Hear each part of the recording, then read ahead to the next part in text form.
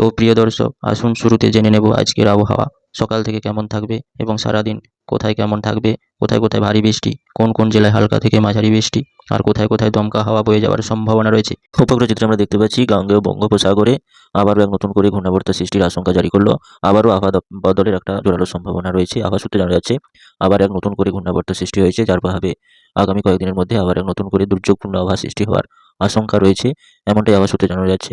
তবে আজকে সারাদিন পশ্চিমবঙ্গ সহ বাংলাদেশের বিভিন্ন জেলাগুলোতে কেমন থাকতে চলেছে আবহাওয়া, পশ্চিমবঙ্গের গাঙ্গেয় কলকাতা এবং উত্তর চব্বিশ পরগনা, দক্ষিণ চব্বিশ পরগনা সহ বাংলাদেশের চট্টগ্রাম, মহেশখালী এবং কালাপাড়া, বরিশাল এইসব জায়গাগুলোতে আজকে কনকনে জাঁকিয়ে শীতল বাতাস প্রবেশ করায় জাঁকিয়ে তীব্র শীত পড়ার একটা সম্ভাবনা রয়েছে।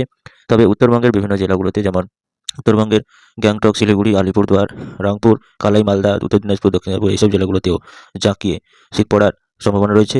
এবং পশ্চিমবঙ্গ সহ বাংলাদেশের বিভিন্ন জেলাগুলোতে আজকে সারাদিন কনকনে জাঁকিয়ে এবং তীব্র শীতপ্রবাহের একটা আশঙ্কা প্রকাশ করেছে আবহাওয়া দপ্তর।